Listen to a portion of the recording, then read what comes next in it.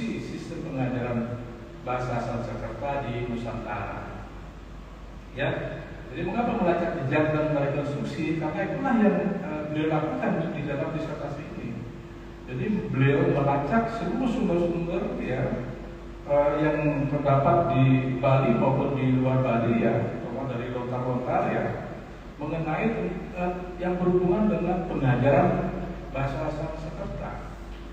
Nah, setelah beliau berhasil menemukan sejumlah lontar-lontar yang sangat penting yang berkaitan dengan masalah ini, kemudian beliau melakukan rekonstruksi ya terhadap lontar-lontar itu, karena isi lontar-lontar itu sangat beragam dan tidak sistematik gitu ya, sehingga beliau kemudian dengan penelitiannya ini mencoba untuk merekonstruksi sehingga kita memperoleh satu gambaran tentang bagaimana sesungguhnya pengajaran bahasa Sanskerta dilakukan pada waktu yang lampau di Nusantara ya. Jadi istilah Nusantara digunakan di sini karena ini adalah peristiwanya terjadi pada sebelum zaman kemerdekaan ya. Nah, jadi ini adalah Nusantara, jadi belum kita sebut sebagai Indonesia ya. Nah, meskipun di sini Profesor Sidarto lebih menggunakan istilah Indonesia daripada Nusantara, tetapi saya dalam konteks ini mengaitkannya dulu dengan Nusantara. Nah, setelah runtuhnya Majapahit, hampir seluruh Indonesia ini berhasil diislamkan kecuali Bali. Inilah yang menimbulkan pertanyaan besar dari seluruh Hindu ya, dari orang-orang asing yang pertama mempelajari dan meneliti tentang kebudayaan Nusantara, khususnya yang berkaitan dengan Hindu, tentang keheranannya apakah Bali masih tersisa di antara lautan masyarakat beragama Islam gitu kan. Nah, inilah kemudian yang pertanyaan lebih lanjut dari hal ini adalah tentang diwariskannya teks-teks berbahasa Sanskerta dalam masyarakat Bali. Inilah yang menarik perhatian. Sehingga kenapa? Jadi para Hindu yang datang ke Bali itu ya, terutama dari Belanda, itu namanya Friedrich, yang terakhir itu Jan Gona, dan kemudian terakhir juga adalah Koikas ya. Itu adalah, dan Sylvain Levy juga yang disebutkan oleh Profesor tadi sudah ada di dalam disertasinya itu adalah keheranannya mengapa dan bagaimana kok bisa bahasa Sanskerta yang berasal dari India sampai ke Indonesia. Itulah menjadi pertanyaan yang sangat penting pada mereka.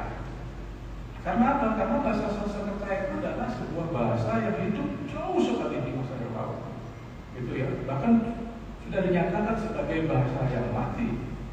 Ya, sehingga tidak mungkinlah sebetulnya bahasa itu bisa dikuasai oleh suatu masyarakat ya, yang berada jauh dari India ya, ketika itu. Inilah pertanyaan-pertanyaan yang jawab. Dan kemudian Profesor Sidarto saya kira sebagai salah seorang Bali yang juga merasa sangat berkepentingan tentang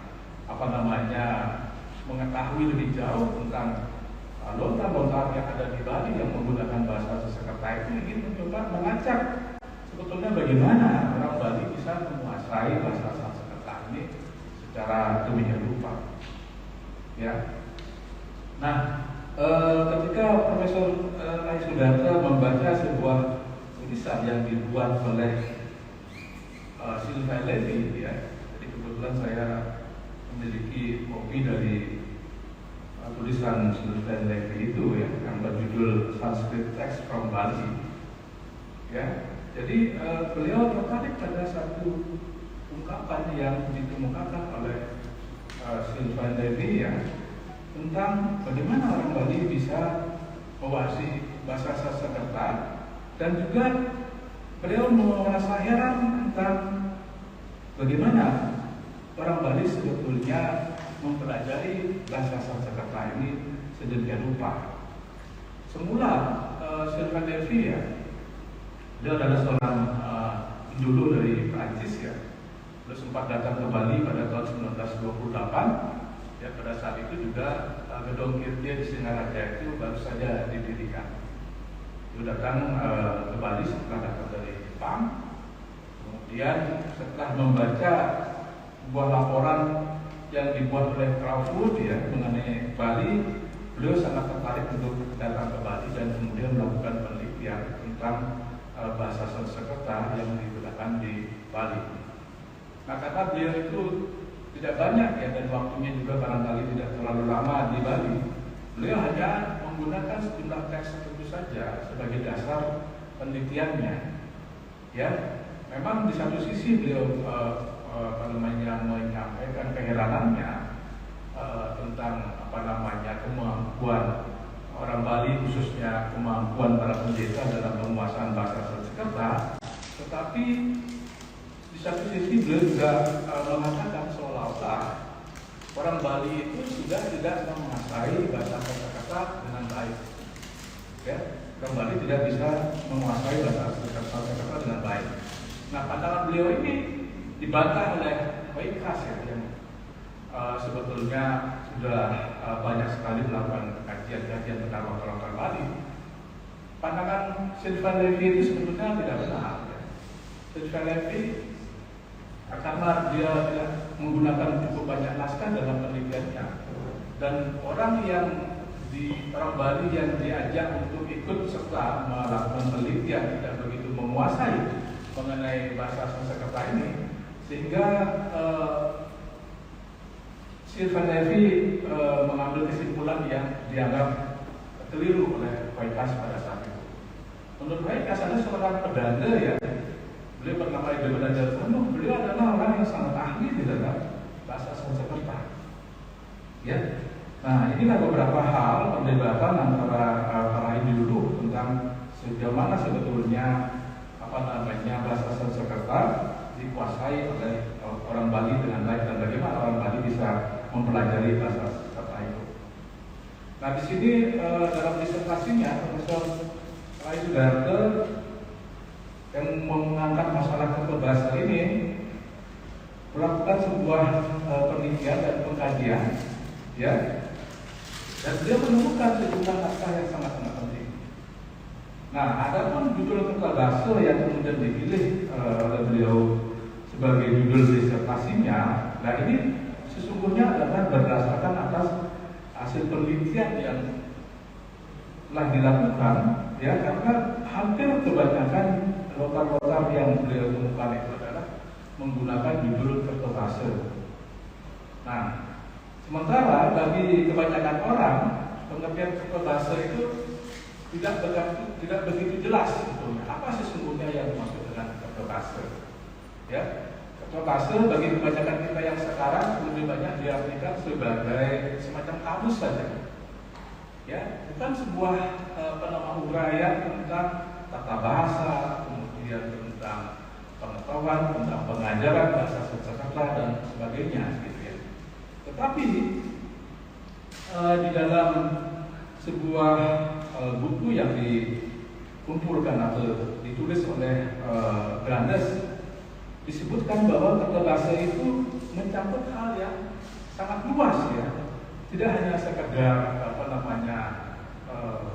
kumpulan kata-kata dengan artinya ya, tetapi juga mencakup semua aspek yang berkaitan dengan bahasa.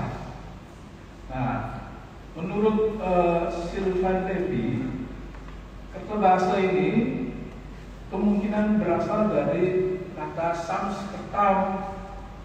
Sanskerta bahasa, ya, kemungkinan berasal dari Sanskerta bahasa. Nah, yang berarti bahasa yang baik. Ya. Kata Sanskerta berasal dari kata sam yang berarti diatur dan kerta yang berarti baik. Dengan demikian Sanskerta bahasa diartikan sebagai bahasa yang diatur dengan baik atau bahasa yang sudah disempurnakan. Dan tertebase diartikan sebagai bahasa yang baik.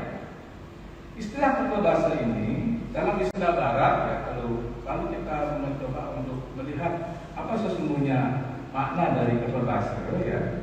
Menurut saya istilah keberbahasa ini dalam terminologi barat itu kurang lebih sama dengan retorika. Ya, kurang lebih sama dengan retorika. Jadi yang dimaksud dengan retorika adalah sebuah istilah yang secara tradisional ya, diberikan pada suatu teknik pemakaian bahasa sebagai seni yang didasarkan pada suatu pengetahuan yang tersusun baik. Ada dua aspek yang perlu diketahui seseorang dalam retorika, yaitu satu, pengetahuan mengenai bahasa dan pengetahuan bahasa yang baik, dan yang kedua adalah pengetahuan mengenai objek tertentu yang disampaikan dengan bahasa tertentu. Jadi mengingat arti dari retorika seperti itu, saya kira pengertian tata bahasa ini identik atau kurang lebih sangat dekat dengan pengertian retorika. Karena apa yang diuraikan di dalam tata bahasa juga mengikuti apa yang dimaksudkan dengan pengertian retorika itu. Jadi bukan hanya sekedar pengetahuan tentang tata bahasa yang dikemukakan di dalam tata bahasa, tetapi juga tentang aturan mengenai metro, ya, tentang judul lagu, ya, tentang aturan-aturan yang dipakai di dalam menyusun sebuah karya sastra, ya, di dalam retorika itu juga yang dimaksudkan dengan retorika. Ya, termasuk keahlian, kemampuan dalam mengubah karya sastra yang menggunakan aturan-aturan tertentu yang seringkali sangat ketat. Nah, disertasi ini terdiri dari 4 bab ya. Jadi saya uraikan saja karena mungkin kebanyakan kita belum pernah membaca disertasi ini ya, karena disertasi ini belum diterbitkan ya, dan juga belum beredar secara luas. Barangkali ada baiknya saya memberikan sedikit gambaran mengenai apa isi pokok dari disertasi Profesor Rai Sudara ini. Disertasi ini terdiri dari 4 bab ya. Bab 1 menguraikan tentang sumber-sumber, bab 2 tentang pokok-pokok tata bahasa Sanskerta, bab 3 tentang aksara Bali, dan bab 4 tentang peninjauan teks, serta bab 5 adalah kesimpulan. Disertasi ini diharapkan oleh penulisnya bisa memberikan sumbangan dalam bidang bahasa Sanskerta untuk bangsa Indonesia.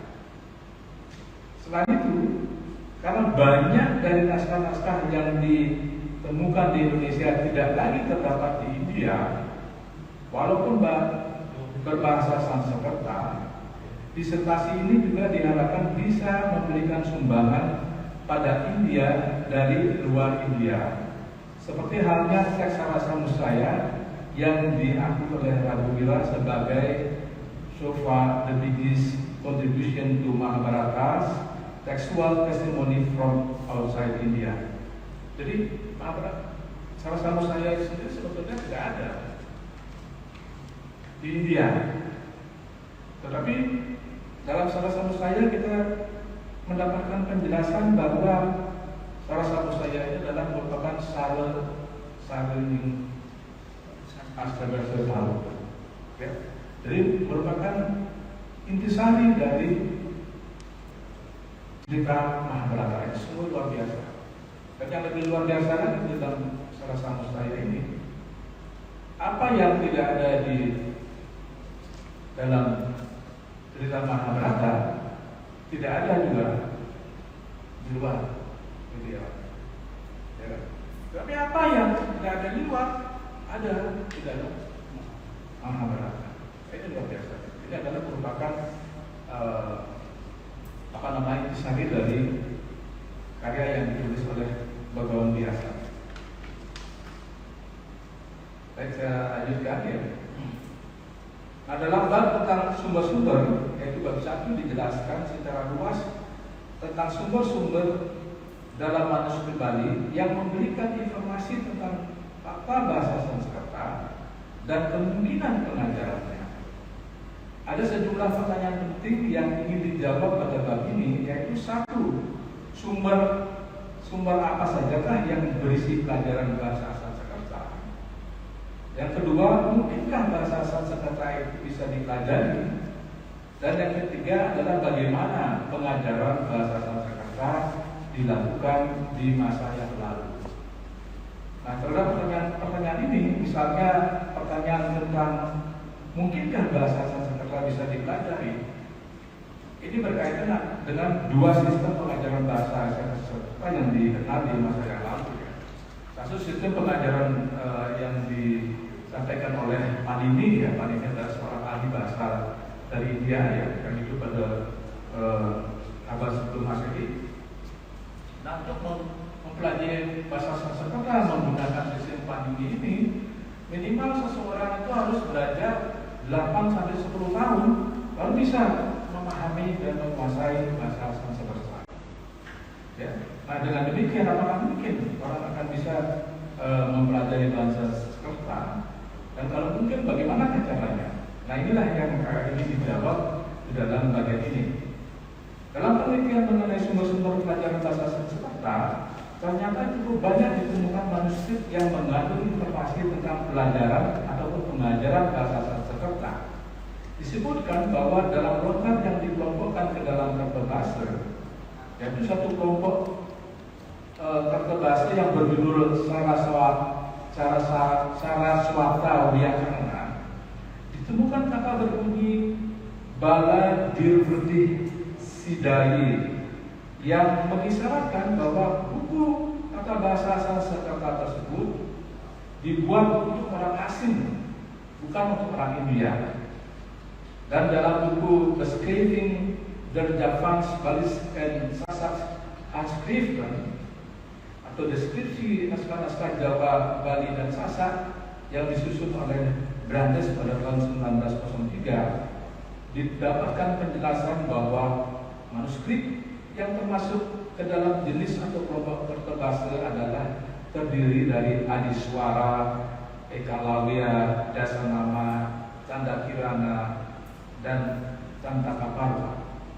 Jadi Adiswara itu adalah lebih kepada sistem fonologi, Ekalawya itu lebih kepada tata bahasa, Dasanama itu lebih kepada aturan-aturan metro, ya, dalam persajakan yang kita kenal sebagai guru lagu, ya, di dalam perkawinan adalah sejumlah teks-teks cerita yang bisa digunakan sebagai dasar untuk mempelajari suatu bahasa.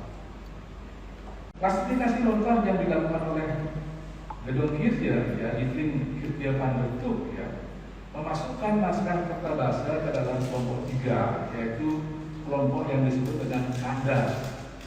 Berdasarkan informasi yang disampaikan oleh Brandes, dilakukan penelitian untuk mendapatkan naskah-naskah yang berkaitan dengan kertas bahasa. Itulah yang dilakukan oleh Profesor Rai Sudarto untuk melacak sumber-sumber. Nah, di Perpustakaan Lontar Fakultas Sastra waktu itu, ya, beliau melakukan penelitian pada tahun 1986. Sekarang Perpustakaan Lontar ini sudah berganti nama, ya. Ditemukan ada 2 buah manuskrip yang berjudul Krakah Sanggraha dan Suara Samhita. Nah, setelah membaca kedua lontar tersebut, ditemukan bahwa terdapat pelajaran tata bahasa dan bacaan Sanskerta di dalamnya. Juga ditemukan kosakata dalam berbagai bentuknya.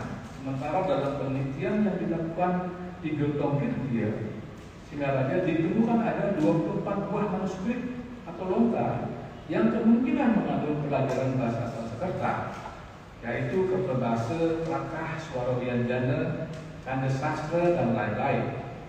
Dari 24 buah naskah yang ditemukan itu, ternyata hanya 9 yang isinya memiliki kemiripan, yaitu naskah-naskah yang berjudul Aji Krakah, sejumlah 4 judul, Kawya Janaki, kemudian lontar yang berjudul Swara Wyanjana, sejumlah 2 buah, dan lontar yang berjudul Krakah Sanggraha serta Krakah Puja. Selanjutnya ditemukan sebuah naskah berjudul Kawya Janaki di Puribuan Sukawati, Gianyar, dan sebuah naskah berjudul Puro Base di Banjar Belong dan Pasar. Sementara itu di Museum Pusat Jakarta ditemukan juga buah naskah berjudul Suara Wianjana dan katalogus lengkap yang dibuat oleh Louis Bol di Perpustakaan Leiden Belanda diperoleh 39 judul. Dari 39 judul tersebut hanya digunakan atau ditulis 12 judul saja, yaitu 9 buah menggunakan judul kerbase dan masing-masing 1 buah berjudul Rastutaning Kekawin dan Suara Wianjana.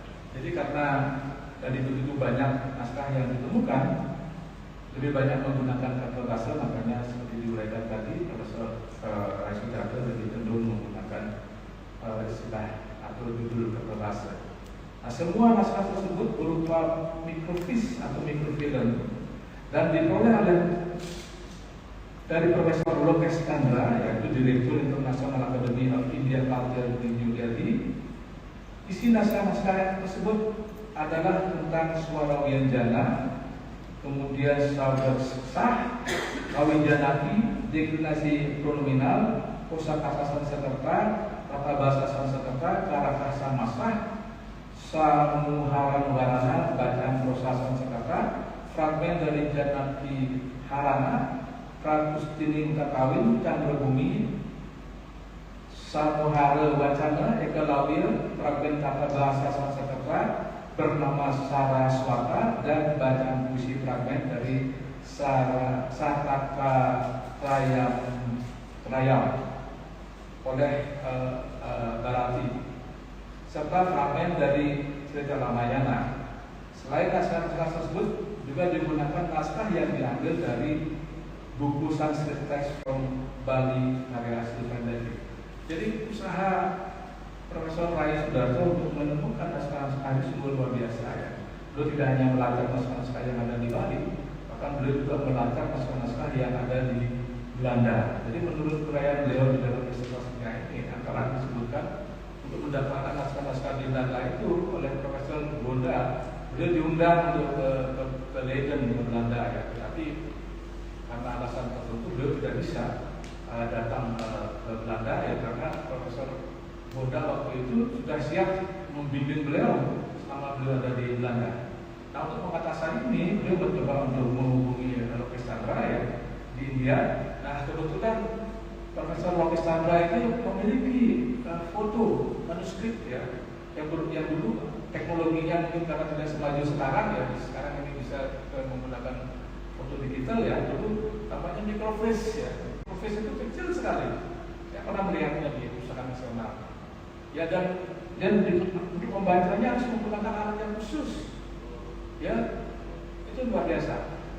Jadi sampai sejauh itu. Jadi atas jasa dari Profesor Chandra, kemudian Profesor Sudarto bisa akhirnya mendapatkan naskah-naskah yang tersimpan di perpustakaan Leiden di Belanda. Sungguh usaha yang luar biasa ya dari penelitian yang dilakukan oleh Profesor Raisudarto. Nah, selanjutnya di Museum Pusat Jakarta ditemukan 2 buah naskah berjudul Suara Wianjana dari katalogus sudah saya baca. Oke. Nah, baik. Nah, berdasarkan keseluruhan naskah tersebut kemudian Prof. Raisudarto mengelompokkannya menjadi 4 bagian. Ya, 4 bagian, dan 4 bagian itu kemudian dibagi menjadi 8 bagian, 8 bab, ya. 8 bagian ini merupakan rangkuman dari beberapa lautan. Ya, adapun bagiannya itu beliau bagi menjadi bagian A, ya, bagian B, dan bagian C serta bagian D. Nah, bagian A ini itu berisi tentang teks-teks yang berisi tentang belajar tata bahasa Sanskerta dalam bentuk prosa. Di sini pada bagian A ini ada 3 bab, yaitu bab 1 tentang Suara Wianjana, ya. Bab 2 tentang Saraswatya Karana, bab 3 tentang Wibakti atau deklinasi. Ya. Nah, adapun isi dari lontar-lontar yang dikelompokkan ke dalam bagian A ini adalah semua dalam bahasa Jawa Kuna dan beberapa bait sloka Sanskerta yang sangat rusak. Yang diterangkan adalah cara pengucapan dan cara penulisan dalam aksara Jawa dan Bali. Sandi aksara, dosa, anudosa, anunasika, guru lagu, suara wianjana, suara sandi, wianjana sandi, bisarja sandi, catur sandi, sakta sandi. Kemudian pada bab 2-nya berisi pelajaran tentang semua pelajaran itu diungkapkan dalam bahasa Sanskerta yang berisi tentang tata bahasa yang ditulis oleh Anutubhutiswar Swarupa Acarya pada abad ke-13. Yang ketiga isinya adalah semua nota-nota tersebut berbahasa Sanskerta dengan keterangan berisi tentang denominasi yang diakhiri dengan kalimat Jawa kuno. Jadi uraian ini memberikan gambaran tentang betapa sebetulnya isi dari nota-nota itu yang berkaitan dengan pelajaran bahasa Sanskerta dan bagaimana pengajaran bahasa Sanskerta itu diberikan pada waktu yang terlampau. Sementara pada bagian B itu adalah tentang belajar tata bahasa Sanskerta dalam bentuk puisi. Ya, isinya adalah Mahaprasara Ramayana dan kemudian isinya adalah Kalaka Samasa. Jadi saya tidak baca seluruhnya, tetapi akan saya simpulkan adalah bahwa berdasarkan atas itulah Profesor Kai Sudarjo kemudian mengusulkan sebuah sistem pengajaran bahasa Sanskerta ya, yang sebaiknya dilakukan sebagaimana yang kemudian beliau terapkan di dalam buku yang beliau tulis mengenai pelajaran bahasa Sanskerta tahap pertama ini. Jadi buku pelajaran beliau tentang bahasa Sanskerta ini sesungguhnya merupakan hasil kajian dari seluruh cara-cara materi dan cara-cara pelajaran bahasa Sanskerta yang dilakukan pada masa yang lampau. Ini menarik sekali sebetulnya. Jadi beliau menganggap bahwa ada sebuah cara yang sangat sistematis sebetulnya di masa yang lalu ya, untuk pengajaran bahasa Sanskerta. Dan oleh sebab itu beliau menyusun sebuah pelajaran buku bahasa Sanskerta seperti ini. Nah, masalahnya adalah bagaimana buku ini bisa dijadikan sebagai sebuah model ya bagi pengajaran bahasa, ya, khususnya pengajaran bahasa Sanskerta. Karena pengajaran bahasa Sanskerta itu sangat sulit sekali ya. Kami juga pernah mendapatkan pelajaran bahasa Sanskerta ketika masih berkuliah ya, Pak ya. Jadi kami dulu waktu itu diajarkan oleh Profesor Madi Asra ya. Dia itu memang orang orang imigrasi ya, orang dulu yang mempelajari saja bahasa Sanskerta. Kenapa? Karena hampir semua prasasti yang ditemukan ya, baik di Bali maupun di Jawa ya itu ditulis dengan menggunakan bahasa Sanskerta. Jadi kan seorang epigraf ya, orang ahli prasasti kan mungkin bisa membaca prasasti dengan baik apabila dia tidak bisa menguasai bahasa Sanskerta tentu saja. Nah, jadi pengajaran bahasa Sanskerta itu di samping materinya sebetulnya yang sangat sulit ya, tapi juga sangat ditentukan oleh siapa yang mengajar bahasa Sanskerta. Ya, itu sangat menentukan.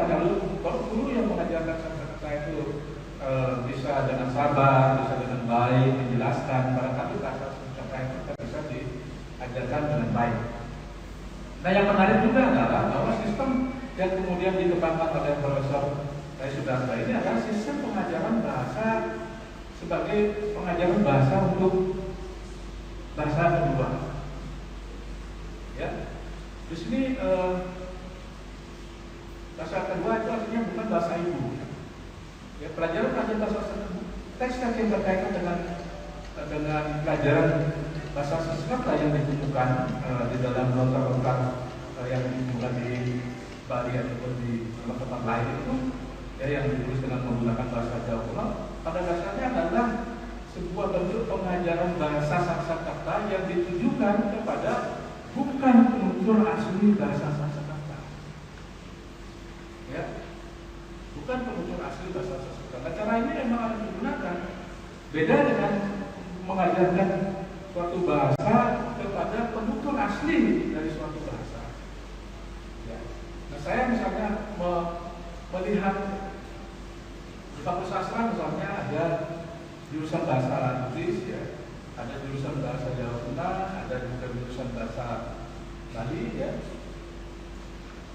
Nah, para mahasiswa yang lulus dari jurusan bahasa Inggris itu, begitu dia tamat dari jurusan bahasa Inggris, dia bisa berbahasa Inggris dengan baik. Dan bahasanya tidak tercampur dengan bahasa Indonesia ataupun bahasa Bali. Kenapa? Karena bahasa Inggris itu diajarkan sebagai bahasa kedua, ya, kepada para mahasiswa. Jadi ada cara tertentu yang digunakan untuk pengajaran bahasa kedua. Nah, sementara bahasa Bali ini, begitu orang tamat dari jurusan bahasa Bali atau Jawa Kuno, tidak bisa berbicara bahasa Bali atau bahasa Jawa Kuno dengan baik. Ya kan?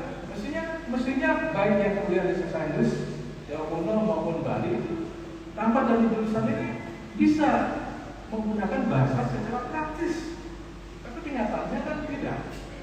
Ya, karena apa? Karena pada dasarnya semua bahasa memiliki sistem yang sama.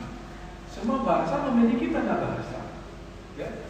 Semua bahasa Inggris ada tata bahasa Inggris, bahasa Perancis ada tata bahasa Perancis, ada kamus bahasa Perancis, dan sebagainya. Begitu tamat dari situ, mereka bisa berbahasa Perancis atau bisa berbahasa asing dengan baik.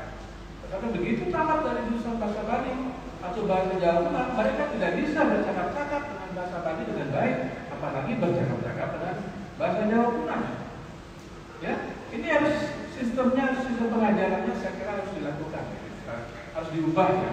Pengajaran bahasa Bali tidak lagi bisa dilakukan seperti mengajarkan bahasa asli kepada orang Bali, tetapi harus digunakan sebagai model pengajaran bahasa asing atau bahasa kedua. Baru akan bisa menghasilkan para penutur atau orang yang bisa menguasai sistem bahasa Bali dengan baik. Saya kira ini modelnya bagus sekali. Saya kira ini adalah sebuah inspirasi dari apa yang dihasilkan dalam penelitian yang dilakukan oleh Profesor Rai Sudarta. Ya, jadi saya kira itu saja wacana yang ingin saya kemukakan pada kesempatan yang baik ini, ya. Jadi penelitian dari Profesor Rai Sudarta ini, ya, di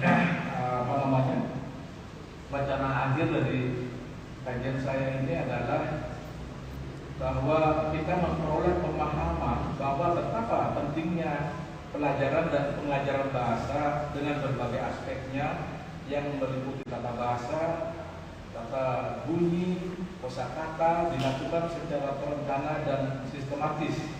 Dengan mempelajari semua aspek bahasa tersebut akan dapat mengantarkan kita pada cakrawala pengetahuan dan ilmu pengetahuan yang sangat luas untuk membentuk dan membangun karakter dan sumber daya manusia yang berkualitas, yang memiliki keahlian keterampilan berbahasa, yaitu membaca, menulis, menyimak, dan berbicara.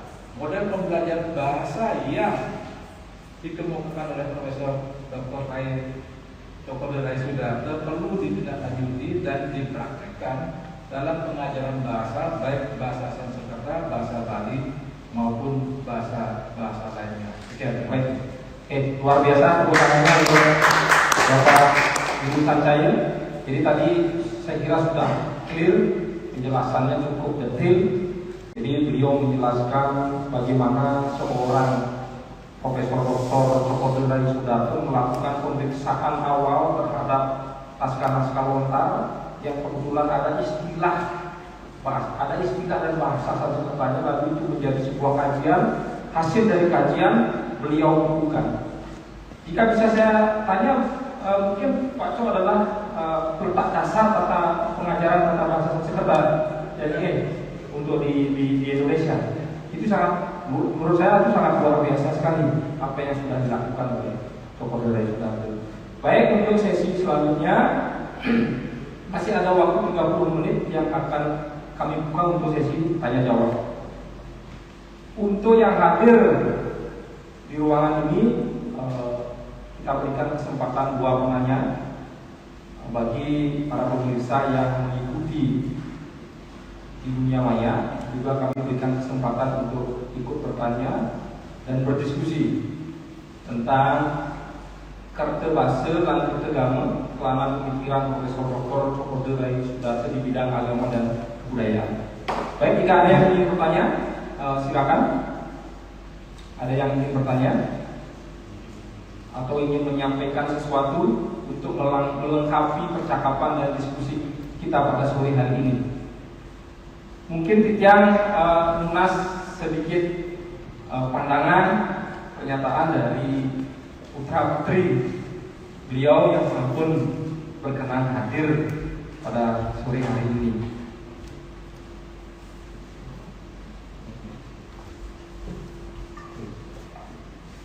Iya, dari sana.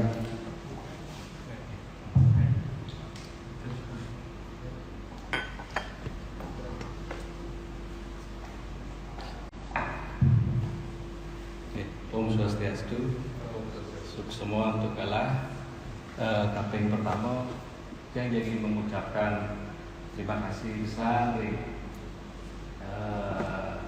motor di hari pun Agung, Saren, seperti sampun mengusahakan untuk bisa mengadakan acara seperti ini di Museum Budi Lukisan ini. Yang mengasih Agung, yang harus semua terjemah-jemah dulu sampun supaya acara ini bisa terlaksana dengan baik. Kaping pertama.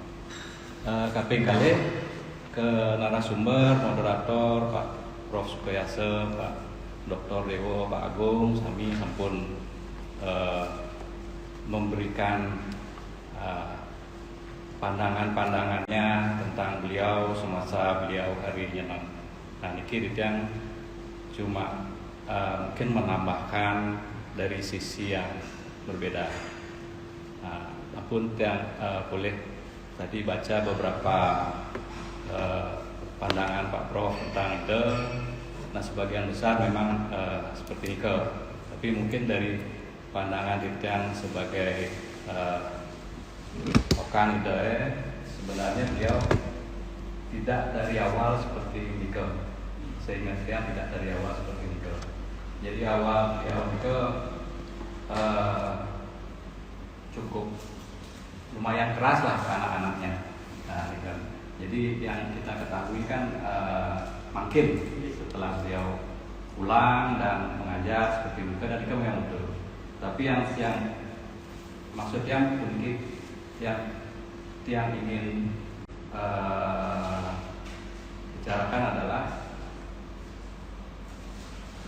beliau mengetahui kelemahan itu, bahwa sifat keras itu tidak baik untuk keturunannya dan ke semua orang, sehingga beliau memahami kesalahan itu dan kemudian berusaha beliau kalau tidak salah selama 10 tahun itu puasa hanya makan 1 hari sekali selama 10 tahun untuk merubah sifat itu. Yang kira itu yang patut kita pelajari, bahwa orang itu berbuat salah itu wajar, tapi bagaimana bisa merubah kesalahan itu dan justru bisa menjadi orang yang lebih baik. Nah, setelah beliau berpuasa selama 10 tahun itu, yang pikir itu tidak semua orang bisa begitu dengan tekad yang luar biasa. Nah, tapi kalau kemudian kita baca dari cerita-cerita beliau, yang bisa simpulkan adalah memang disiplinnya beliau tinggi, sehingga bagi beliau mungkin berpuasa sekian itu bukan suatu pekerjaan yang sulit, karena memang disiplinnya sudah tinggi. Tapi yang bisa kita pelajari adalah bagaimana kita bisa merubah diri menjadi lebih baik. Maka yang pelajari dari beliau. Nah, di keseharian beliau kepada anak-anaknya Nike mengajar sesuatu itu tidak dengan kata-kata, tapi dengan tindakan, contoh. Nike. Jadi kita kalau berbicara ke hanya di permukaan saja, tapi untuk menjalankannya beliau memberikan contoh-contoh. Kita kemudian menyerap contoh Nike dan kemudian berusaha, walaupun jelas tidak seperti beliau, berusaha untuk melaksanakannya. Nah, jadi Nike juga seperti yang Prof tadi bilang, bahwa sareng Pak Dr. Dewo kalau mengajar kan apa namanya, tidak terlalu komunikatif, kemudian low profile tapi high performance. Jadi beliau bicara nika bukan dengan kata-kata tapi dari tulisan nika, dari buku nika. Kalau ada yang mau membaca, dan beliau kan tidak pernah memaksa orang untuk baca. Kalau ada yang mau membaca, pelajari ini, disinilah menurut saya yang benar. Tapi beliau tidak pernah kepada anak-anaknya pun tidak pernah memaksakan sesuatu. Bahkan beliau di keluarga nika sering sekali membuka ruang untuk kita berdiskusi. Jadi tidak selalu harus, walaupun beliau seorang profesor dan sudah mempelajari sampai mendalam, kemudian anak-anak itu semua yang beliau katakan benar, tidak begitu. Jadi dengan Titian sendiri sering berdiskusi lah atau berdebat lah istilahnya, dan tidak apa kalau tidak setuju, tidak apa. Tapi karena kan dia waktu itu masih apa namanya, masih darah muda ya, kadang-kadang kan dengan pemikiran orang yang agak senior agak berbeda. Tapi setelah yang jalani hidup sampai umur sekian, kemudian yang pikirkan lagi kata-kata Ida Lumun, sepertinya kok benar. Artinya walaupun beliau tidak memaksakan seperti itu, akhirnya yang dalam perjalanan itu akhirnya berpikir bahwa yang beliau katakan itu memang benar. Jadi contohnya satu, beliau tidak pernah berusaha memberitahu orang itu bahwa dia itu salah.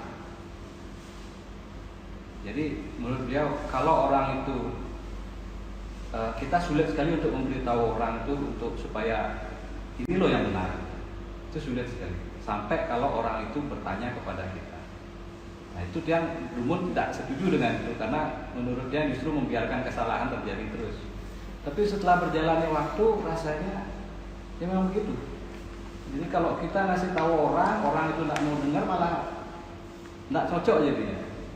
Dan ini kan salah satu contoh dari cara kita mendidik untuk berdiskusi di rumah.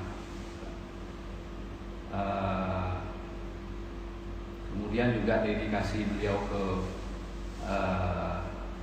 bidang ilmunya. Kemudian dia nulis disertasi ke waktu di Jakarta, sampai jadi anggota DPR. Nika yang unik nak sampai sungkan, sampai sungkan untuk nulis disertasi nika. Tapi sampun masuk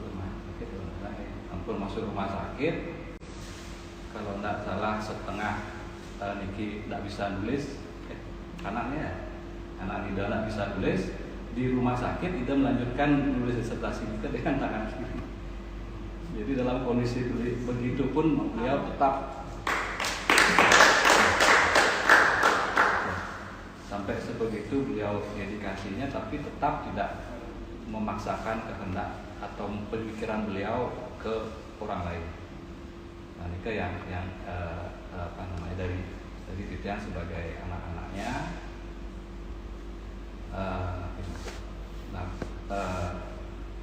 Sebelum itu sungkan, nanti mungkin dia mohon ke Pak Prof, nanti ke Pak Dewo, jadi kita boleh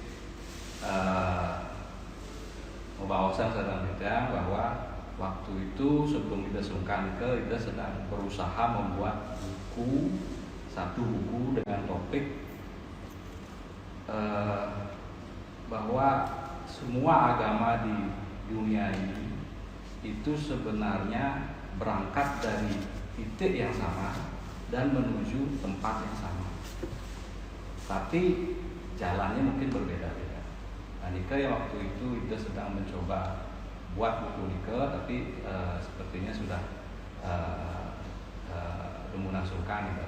Jadi mungkin tidak sempat menyelesaikan buku Nika. Nah, mungkin yang Niki, Pak Prof, Pak Dewo, Pak Agung yang memang di bidang-bidang Nika nanti masuk akal untuk melanjutkan Nika, atau terlalu sulit, takutnya terlalu kontroversial mungkin gitu. Itu kan naskah beliau yang belum selesai, belum kerjakan, tapi sudah sempat beliau tulis.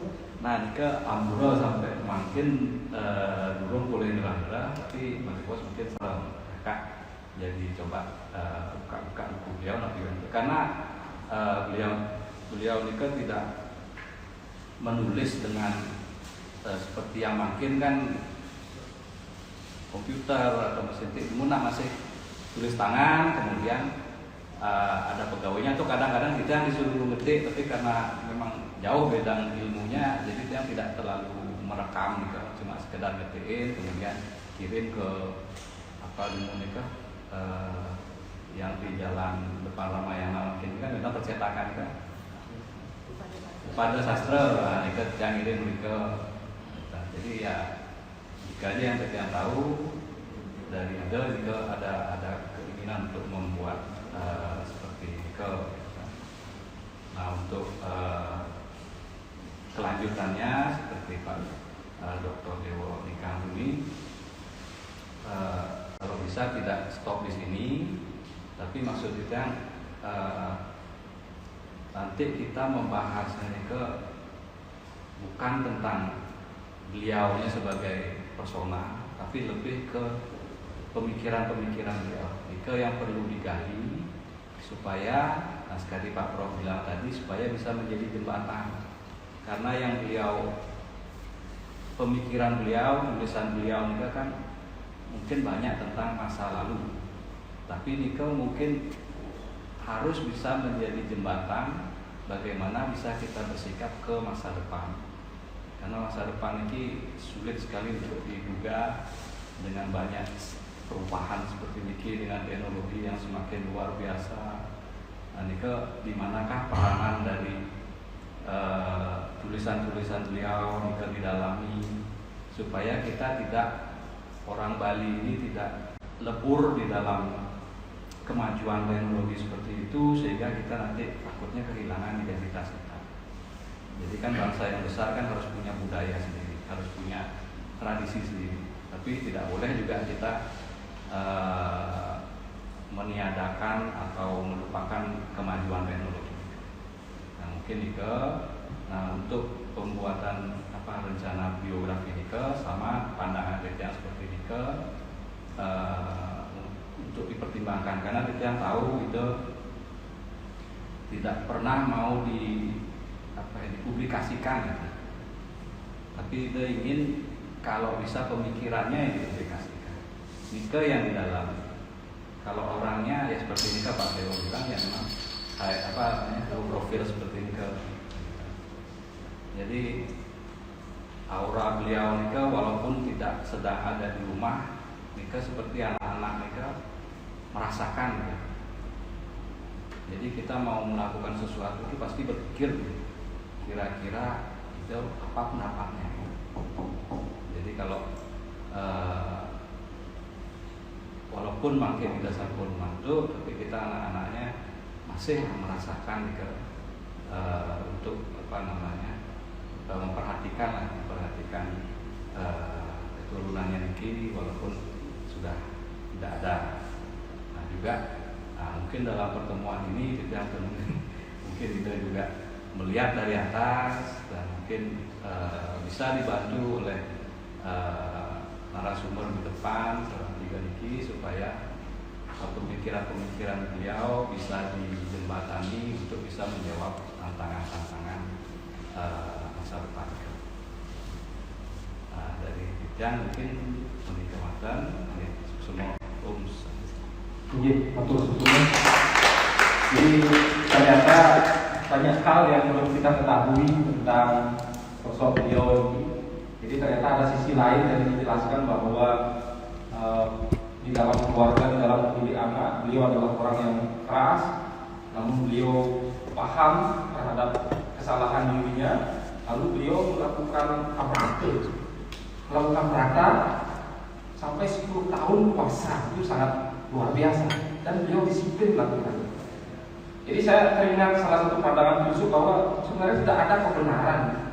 Kebenaran itu adalah kesalahan yang diakui dan diperbaiki. Jadi beliau sangat paham dan melakukannya. Poin yang kedua, ternyata disertasi ini juga diselesaikan ketika beliau dalam keadaan sakit. Itu sangat terharu kita mendengarnya. Bahkan ditulis dengan diri. Jadi luar biasa, karya yang luar biasa, ditulis dalam keadaan sakit, bahkan tangan kanannya tidak bisa menulis, lalu ditulis dengan kanan kiri, tangan kiri. Saya rasa ini sosok beliau adalah sosok yang menginspirasi, terutama ini mesti menjadi pekerjaan sejarah, harus menjadi pekerjaan sejarah, dan terutama para cendekiawan, intelektual muda kita untuk minimal memetakan sejarah pemikiran cendekiawan Bali yang salah satunya adalah ide Cokorda Rai Sudarto. Ini sebenarnya menjadi tugas kita, tugas akademisi untuk melanjutkan apa yang belum diselesaikan oleh beliau ini. Itu tadi beberapa pemaparan dari putri beliau. Barangkali peserta yang lain ada pertanyaan. Larissa, kami jadi Aken. Mereka ada yang di dunia maya, barangkali ada yang masih mengikuti rembuk sastra pada sore hari ini. Jika ada yang bertanya, silakan.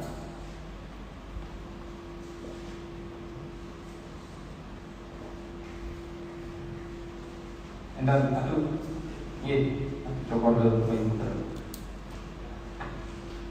Untuk penelitian dari yang memberikan waktu kita detik terima kasih seluruh penelitian ya itu kami masih sore kita sang yang dewasa pembekas kita benar sang yang haji Saraswati kepada adik tapi sana ke paus sambil mau sang pemakan kita dewasa kita membantu kita berkarya paripurna sejauh ini membantu harapan atau pengasihkan Om Swastiastu. Jika satu aja kita seperti itu. Kewantan dan terus cerita sedikit pengalaman unik ya.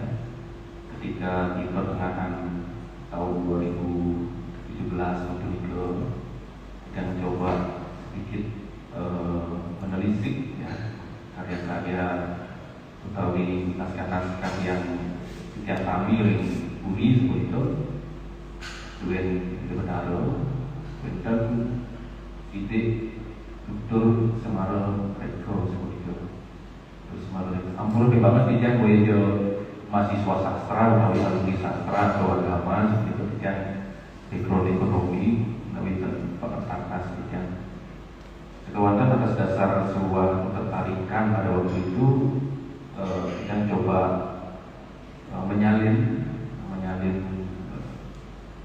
teks lokal tutur Semara Reka itu ke dalam media kertas. Nah satu yang kita baca ada sebuah kalimat waktu itu yang tanggolo ring slokan karu tanggonang dari balian melipat itu. Yang tertarik dengan kata slogan karu waktu itu. Nah kemudian singkat cerita karena pada waktu itu yang sering ke FI Ulut ya, karena beberapa ketemu dengan teman-teman di perjalanan menuju itu saya tinggal di toko buku Paramita itu seperti itu. Nah, di sana ada buku slogan Haro gitu. Nah agak mencengangkan juga ketika membeli buku itu ternyata ada nama Profesor Cokorda Rai Sudarto di sana. Sebetulnya perjumpaan saya dengan beliau itu berawal dari slogan Haro. Nah dari slogan Haro itu kemudian cukup menarik ya. Saya yang tidak begitu paham dengan bahasa Kawi ya, berlatar belakang pendidikan yang jauh dari sastra dan agama, begitu membaca slogan Haro itu seperti rasanya sejuk begitu. Ampun tidak cerita dikit. Pada waktu itu kan beli agak banyak slogan Haro. Jadi ketika ada teman-teman dekat yang ulang tahun, saya kasih buku slogan Haro, hadiah ulang tahun gitu. Nah itu awal cerita perjumpaan kita dengan Dr. Rai Sudarto lewat karya beliau ya tentang slogan Haro. Para narwakil sanidasa Indonesia seperti itu ada moderator ya yang berkesempatan untuk memandu acara ini. Secara pribadi yang sangat berbahagia sekali ya sebagai sebuah sebagai seorang putra Ubud dan juga putra Budi Ubud begitu tokoh ini dikedepankan, ya. Pilih-pilih dan kawin dan dijaga dari mantin, ya. Rasanya tidak sependapat soal dia melalui tukar. Kita tidak tukar yang pertama juga dari Sudarto kan yang kompian, ya. Bahwasanya mungkin sudah saatnya digali lebih dalam tentang sejarah pemikirannya, ya. Sejarah pemikiran ini menarik sebetulnya, kelana pemikirannya, ya. Di luar memang kita mengulas tentang perjalanan riwayat hidup beliau. Saya terkenyuh sesungguhnya membaca halaman kedua disertasi Bahasa di UI itu, ketika Profesor Supriyanto tadi menyampaikan bahwa beliau menganggap tugas yang diberikan kepada beliau ketika menjadi Sekjen Parisade atau Kepala Jabatan Agama itu dianggap seperti anugerah. Nah, aturan program karya itu dianggap sebagai sebuah anugerah oleh beliau. Kalau boleh saya coba lihat di halaman kedua disertasi beliau, memang tampaknya beliau beritikat sekali menuntaskan disertasi ini.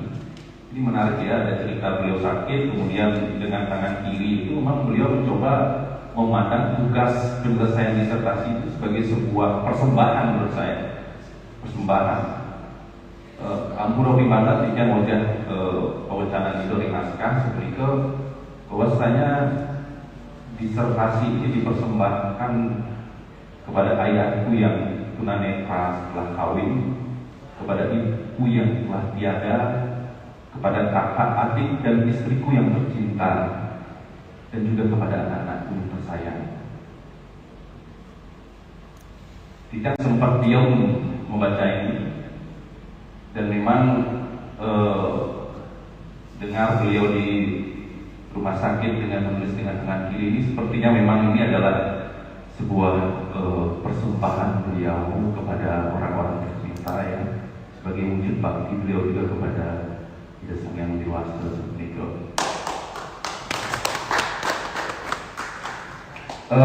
Kemudian berikutnya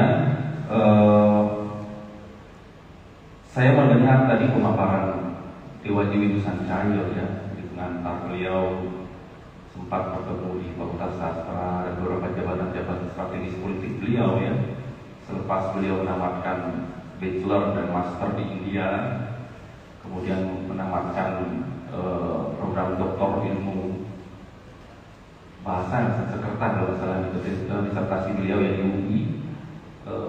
Beliau aktif menulis, ya, aktif menulis buku-buku agama, begitu, ya. Tetapi kekritisan beliau pada karya yang beliau hadirkan itu sebetulnya tidak memberikan sekat beliau pada aplikasi keagamaan baru. Aplikasi keagamaan di Bali. Tahun 1966, Duk punika wenten karyaken ring Pura Penataran Agung Sukawati. Pura itu lama hancur, ya, ketika ada sebuah gempa dan sebagainya, karena di sanalah supremasi Keraton Sukawati di masanya. Keraton Sukawati di masanya. Di sana kemudian sebetulnya jika bakal perpaduan antara waris-waris Sukawati dan waris-waris Manggis di Gianyar. Tahun 65 situasi politik yang sangat berat, ya, pasca G30 SPKI, ya, belum lagi 2 tahun sebelumnya itu Gunung Agung meletus, ya. Tapi tekad besar keluarga keseluruhan Sukawati, Beliatan, Tegalalan, Gianyar itu menggelar upacara besar tahun 66, ya, itu terjadi. Dan Cokoder Rai Sudarto itu berada pada struktur penting dalam karya itu. Ketua panitia itu Cokoder Gede Agung Sukawati di tukar-tukar itu. Kemudian nasihatnya adalah anak Agung Gede Oke Prigianya bersama Cokoder Gede Kuras dan Kau. Beliau ditempatkan sebagai penasehat. Tahun 66 beliau sudah ditempatkan sejajar dengan paman beliau, yaitu Cokoder ayah Cokoder Susobau sebagai penasehat waktu itu, dan Cokoder Agung Puri Kaleran Sukawati. Pada titik ini saya melihat bahwa beliau bukan saja sebagai seorang akademisi, tetapi pikiran-pikiran beliau di luar itu dibutuhkan dan coba beliau aturkan juga pada konteks pelaksanaan upacara besar tahun ampunan.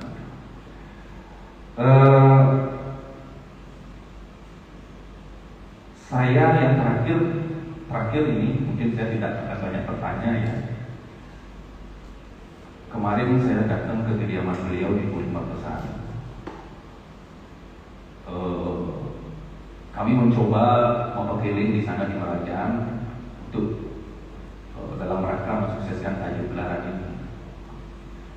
Di sana ada kurang lebih 10-12 cakap lontar. Ada salah satu lontar fakultas sastra di sana, kakak punya Kerja kalau tidak salah. Ada juga di sana. Ada satu kotak berlogo Universitas Indonesia. Saya penasaran di dalamnya apa gitu ya, karena kemasannya juga cukup sakral menurut saya, di kapur kain kuning dan sebagainya. Setelah kami buka kotak itu, merinding ya, gitu ya. Itu adalah ijazah Universitas Indonesia yang ditandatangani Direktur Universitas Indonesia kepada beliau setelah mendapatkan gelar doktor. Dan juga ada Punjab University, kemudian di satu kalau tidak salah itu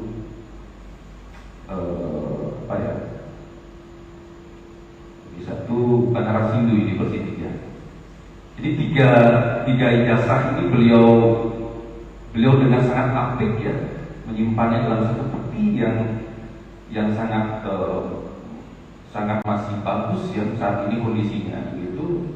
Sebagai sebuah cambuk sebetulnya bagi para putra dan generasi-generasi beliau, tidak saja generasi genetis langsung beliau, tetapi waring-waring pribumi secara umum ya. Bagaimana sesungguhnya bisa sedikit tidaknya melantur pemakaian benar seperti itu.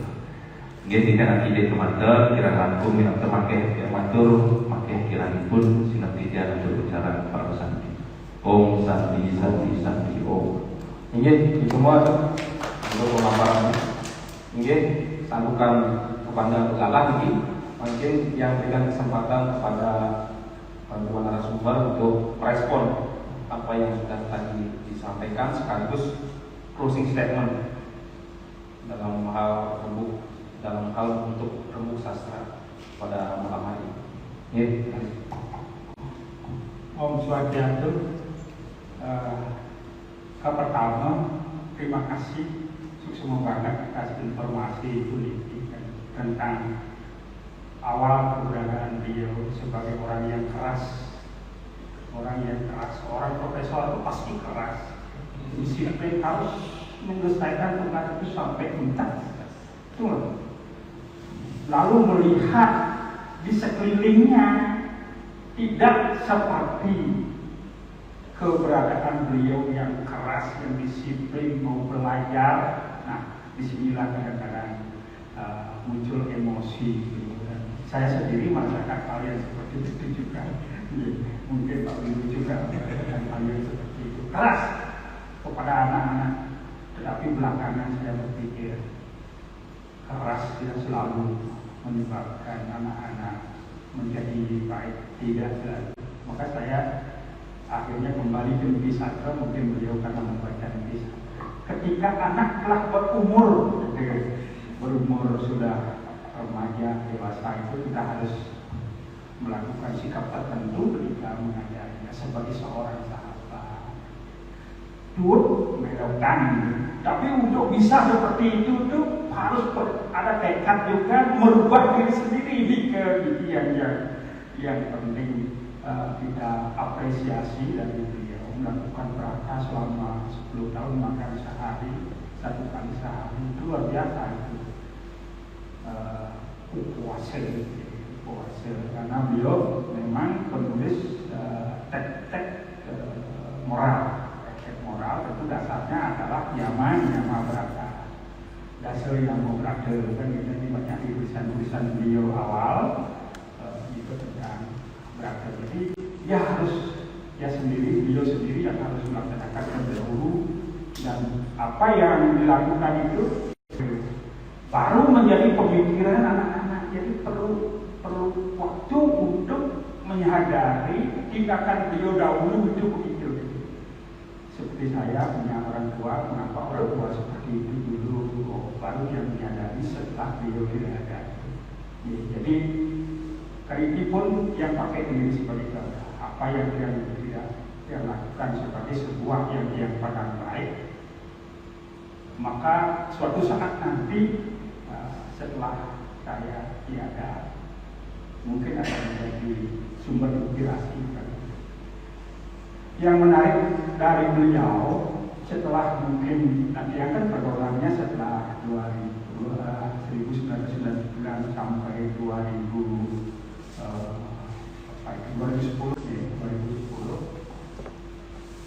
waktu saya ujian tesis Pak Windu menggarap lontar Katolik Nyadel, beliau baca seluruhnya, dikatakan ini motivasi. Tesis ini sudah layak disebut sebagai sebuah disertasi lanjutan kuliah. Itu aja beliau menguji. Ini saya masa tulisan ini sudah layak disebut sebuah disertasi lah. Saya pikir motivasi, mungkin beliau melihat potensi Pak Windu, gitu, melihat murid-muridnya. Jadi beliau pada waktu setelah dia kenal itu lebih banyak motivasi. Ketika sebagai promotor, co-promotor, dia ngambil teori, dia baca, yang baca dulu ya, selama 1 minggu, minggu depan datang. Sama sekali tidak ada coretan, maju, itu aja dia ngomong. Jadi kemampuan motivasinya. Ya, untuk adik Cok tentang yang kan slogan Kanona, ya, kan. Karena memang slogan Kara, Niti Sastra, cara Camu Caya, Siwo Sesana, Warti Sesana ini dasar bagi seorang yang mau menjadi Dwijati. Jika ini tidak dikuasai, bagaimana mungkin meninggi? Karena ini fundament yoga kepemimpinan. Gitu. Jadi wajar slogan Kara itu jadi acuan penting sebelum nanti mendapat pelajaran Brahma Rahasyam, pengetahuan ketuhanan. Jadi lontar-lontar itu pertama, terus yang kedua Brahma Rahasyam, kemudian yoga kepemimpinan. Jadi dari 3 tahap pembelajaran itu sampai menjadi seorang surigen yang bisa mumpuni sebagai seorang yang pengayom, memberi dan mengucapkan, perilakunya dicontoh dan lain sebagainya. Tidak karbitan seperti misu disertasi itu, tidak karbitan.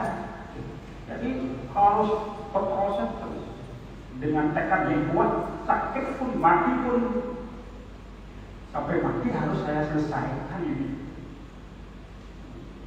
Serah dia. Karya saya adalah karya persembahan. Kira-kira itu yang bisa saya tanggapi. Terima kasih atas informasinya. Mudah-mudahan ke depan dari pihak akademis dan sastra maupun kita di lain tempat bisa mengumpulkan bahan-bahan terus menyusun pemikiran-pemikiran beliau dalam perjalanan akademik dan tokoh masyarakat. Ya, terima kasih. Ya, semoga lanjut lagi. Jadi siang matur ini. Jadi mendengar beberapa kisah tentang beliau, kemudian mengaitkannya dengan disertasi yang beliau hasilkan, kira-kira ini kan memang sesuatu yang sungguh luar biasa. Memang kalau kita lihat karya-karya beliau itu secara umum bisa dibagi 2 ya. Satu memang karya-karya yang lebih banyak penerimaan ataupun penyaluran. Nah, yang lain adalah karya-karya yang betul-betul merupakan hasil pemikiran beliau. Mengenai dua naskah yang penting, yaitu Sarasa Musnaya dan Slokantara, saya kira memang itu dua naskah yang penting yang beliau terjemahkan karena kedua teks itu juga menggunakan bahasa Sanskerta yang bagus di dalam teks tersebut ya, Pak Prof. Itu sehingga beliau di situ juga ingin menunjukkan bahwa beliau adalah orang yang sungguh-sungguh memiliki kompetensi yang mendalam dalam bidang bahasa Sanskerta di satu sisi sebagai bidang keahlian beliau, dan tentu saja di bidang etika sebagai sisi yang lain dari apa yang beliau tekuni gitu kan. Kemudian mengenai disertasinya, inilah menurut yang saya baca, saya beberapa kali membaca berulang-ulang ini ya. Jadi disertasi ini adalah sebuah disertasi yang sangat bagus ya. Saya kira ini merupakan salah satu puncak pemikiran beliau yang perlu kita hargai, perlu kita baca, kita perlu apresiasi sedemikian rupa ya. Jadi dalam disertasi ini beliau bahasanya sederhana sekali, cara berpikirnya juga sangat sederhana. Jadi beliau tidak banyak menggunakan teori macam-macam itu kan. Jadi semua yang beliau alami itu beliau ungkapkan sepenuhnya di sini dengan bahasa yang sederhana gitu kan, sehingga tetapi di dalam kesederhanaan itu bukan berarti lalu adalah sesuatu yang mudah, tetapi ada kerumitan tertentu ya. Jadi bagaimana usaha beliau untuk mengkombinasi seluruh isi lontar-lontar yang mengandung pelajaran bahasa Sanskerta, kemudian menghasilkan sebuah konstruksi atau sebuah rekonstruksi tentang bagaimana sebaiknya pengajaran bahasa Sanskerta itu dilakukan. Ini adalah sebuah penemuan yang luar biasa dari seorang profesor budaya Sudarto MI. Artinya adalah bahwa di masa yang lalu memang bahasa Sanskerta diajarkan. Ada begitu banyak lontar yang berisi pelajaran tentang bahasa Sanskerta, tetapi itu sama sekali tidak sistematis. Ya, ini berisi ini sedikit, ini berisi ini sedikit, dan sebagainya dan seterusnya. Tetapi dengan mengkombinasi semua sumber itu, beliau berhasil melakukan sebuah rekonstruksi, dan inilah hasil yang luar biasa yang kemudian dipersembahkan sebetulnya untuk kita, supaya kita ini mau mempelajari bahasa Sanskerta lebih lanjut ya, seperti apa yang pernah beliau lakukan pada saat beliau seminar. Yang kira itu yang penting dari pemikiran beliau. Dan kita juga sangat setuju dengan usul dari Sempuran Puri Wawike untuk kita lebih fokus kepada hasil-hasil pemikiran beliau. Inilah yang kira-kira sangat penting untuk kita lanjuti. Mudah-mudahan tidak hanya pada saat forum ini saja kita membahas hasil pemikiran beliau, yang akan datang pun, dan tidak harus selalu di dalam forum resmi seperti ini. Saya kira setiap saat kita bisa terus mendiskusikan apapun hal-hal yang baik yang sudah tinggalkan untuk kita semua. Saya kira tiga yang bisa saya sampaikan. Semua Om Santi. Baik, terima kasih.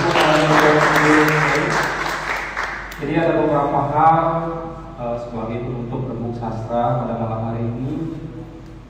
Yang pertama, kita tentu mengucapkan terima kasih kepada para anggota Puri, para ketua dan pengurus Yayasan Diana Hita Mandala yang sudah menginisiasi Rembuk Sastra ini dan mengangkat tema pembuka di tahun 2021 tentang sosok yang sangat menginspirasi, yakni Profesor Dr.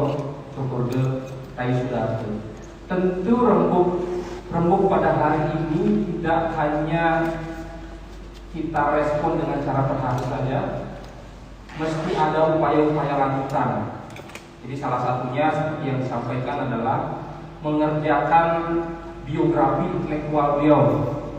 Jadi seperti yang disampaikan, saya teringat salah satu istilah bahwa hutang sastra harus dibayar dengan karya.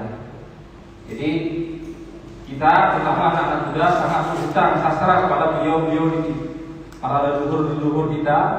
Pertanyaannya, apa yang bisa kita perbuat untuk beliau-beliau ini? Minimal menghargai warisan kesenian beliau yang sangat luar biasa. Ini menjadi tugas kita bersama yang mesti kita lanjutkan dan kita selesaikan. Selanjutnya saya mengucapkan terima kasih kepada para narasumber yang sudah berkenan di sini berbagi informasi kembali sehingga kita bisa mengadakan pertemuan imajiner dengan sosok yang luar biasa ini. Sebagai moderator, saya mohon maaf sebesar-besarnya apabila ada kata-kata ucapan yang kurang berkenan selama memandu jalannya diskusi ini. Sebagai penutup saya akhiri dengan Paramun Santi. Oh, Santi. Oh, tepuk tangan ya.